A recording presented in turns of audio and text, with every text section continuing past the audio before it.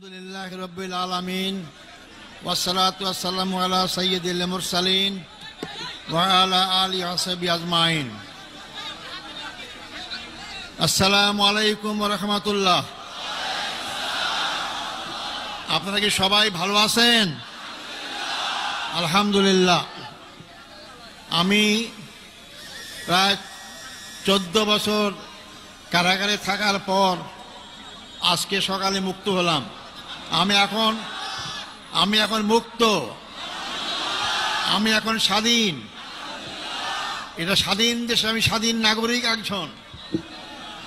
সম্মানিত ভাই ও বন্ধুগণ, যেহেতু আমরা রাস্তা বন্ধ করে এখানে সমাবেশ আয়োজন করেছি যাতে জনগণের কষ্ট না হয়, এবং আমি তোমাকে নির্দেশ দিয়েছেন খুবই সংক্ষিপ্ত কথা বলার জন্য, আমি শুধু কয়েকটি বিষয় আপনাদের সামনে কথা বলবো। আল্লাহ যদি তৌফিক দান করেন, যদি বেঁচে থাকি অবশ্যই আপনাদের সাথে বারবার দেখা হবে ইনশাআল্লাহ।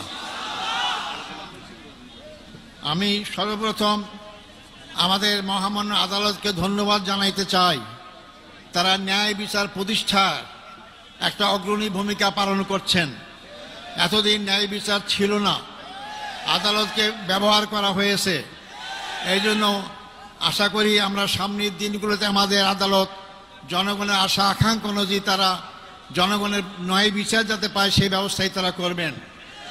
আমি ধন্যবাদ জানাতে চাই আমার মামলায় যে সমস্ত আইনজীবী নিয়োগ করা হয়েছিল, আমি যতদূর পত্র পত্রিকার মাধ্যমে জানতে পেরেছি, পড়তে পেরেছি, তো অত্যন্ত সাবলীল সুন্দর যুক্তি উপস্থাপন করার মাধ্যমে আমার মামলার অসারতা, দুর্বলতা সমস্ত কিছু প্রকাশ করতে পেরেছেন। এবং আন্তর্জাতিকভাবে স্বীকৃত যে এই মামলার মাধ্যমে আমার অতীতের আগের সরকারগুলো কিভাবে নির্মমভাবে আমাদের আগের ভাইদেরকে হত্যাকাণ্ডের মাধ্যমে তাদেরকে দুনিয়া থেকে বিদায় করেছেন। সম্মানিত ভাই বন্ধুগণ, আমি এরপর ধন্যবাদ জানাতে চাই যাদের কারণে আজকে মুক্ত হওয়ার সুযোগ পেয়েছি। সেই 36শে জুলাই অর্থাৎ 5ই আগস্টের মহা বিপ্লবী নায়কদের জন্য আমি ধন্যবাদ জানাতে চাই। তাদের অক্লান্ত পরিশ্রম, আন্দোলন, তাদের মাধ্যমে স্বৈরাচার ফ্যাসিস্ট সরকারের পতন হতে বাধ্য হয়েছিল। এবং সবচেয়ে আমি ধন্যবাদ জানাবো এই ক্ষেত্রে ছাত্র সমাজকে, যারা অতীতের অহংকার গর্বকে আবার প্রতিষ্ঠা করতে পেরেছেন। ছাত্র সমাজই রাস্তায় রাজপথে নেমে রক্ত ঢেলে তারা এই 14.5 বছরের ফ্যাসিস্ট সরকারের সকল জুলুম অত্যাচারের বিরুদ্ধে জনগণকে সাথে নিয়ে তারা রাজপথে যে আন্দোলন গড়ে তুলেছিলেন, যার কারণে গর্ব গর্ব সব চূর্ণ হয়ে বাংলাদেশ নতুনভাবে স্বাধীনতা অর্জন করতে পেরেছে। আমি ধন্যবাদ জানাতে চাই ছাত্র, যুবক, শিক্ষক, সকল পেশাজীবী, সকল নারী পুরুষ, এমনকি শিশু বাচ্চাদেরকেও আমি দেখেছি তারা রাজপথে সেদিন নেমে এসেছিল। সবাইকে আমি ধন্যবাদ জানাতে চাই। আমি ধন্যবাদ জানাতে চাই আমাদের দেশপ্রেমিক সেনাবাহিনীকে, যারা জনগণের পক্ষ না নেওয়ার কারণেই আজকে আমরা এই অবস্থা আসতে সক্ষম হয়েছি। সম্মানিত ভাই ও বন্ধুগণ, আমি ধন্যবাদ জানাতে চাই। আমি দেখেছি, আমাকে বলেছে আমার মুক্তির জন্য আমি একজন নগণ্য ব্যক্তি। অনেকে রোজা রেখেছেন, অনেকে সিয়াম পালন করেছেন, অনেকে মানত করেছেন।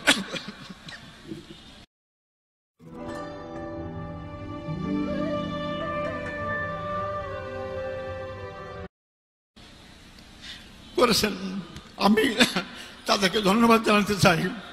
হয়তো ওটা ইসলামী আন্দোলনকে মহব্বত করার কারণে, ইসলামীদেরকে ভালোবাসার কারণে, এটা অবশ্যই তারা ধন্যবাদ পাওয়ার যোগ্য। আল্লাহ তাকে উত্তম যাজা দান করুক। সম্মানিত ভাই ও বন্ধুগণ, আমি স্মরণ করছি অত্যন্ত দুঃখ বেদনা ভারাক্রান্ত হৃদয় যারা আমার নেতা ছিলেন, সেই নেতাদেরকে অন্যায়ভাবে হত্যা করা হয়েছে, জুডিশিয়াল কিলিং করা হয়েছে তাদেরকে। আমাদের শ্রদ্ধেয় নেতা বাংলাদেশ জামাত ইসলামীর আমির শহীদ মৌলানা মতিউর রহমান নিজামী, আমাদের শ্রদ্ধেয় নেতা জনাব শহীদ আলী হাসান মোহাম্মদ মুজাহিদ, আমাদের শ্রদ্ধেয় নেতা জনাব মোহাম্মদ কামারুজ্জামান, আমাদের শ্রদ্ধেয় নেতা জনাব মোহাম্মদ আব্দুল কাদের মোল্লা, আমাদের শ্রদ্ধেয় নেতা জনাব মোহাম্মদ আব্দুল কাদের মোল্লা। এরপরে সবচেয়ে দুঃখজনক হচ্ছে যে আমাদের সবার শ্রদ্ধার পাত্র, সারা দুনিয়ায় পরিচিত আন্তর্জাতিক খ্যাতিসম্পন্ন আলেমুদ্দিন হযরত মৌলানা দেলাওয়ার হোসেন সাঈদীকে বিনা চিকিৎসায়, বিনা চিকিৎসা হত্যাকাণ্ডের ষড়যন্ত্র হত্যা করা হয়েছে। আমি এটাকে সবাইকে স্মরণ করছি।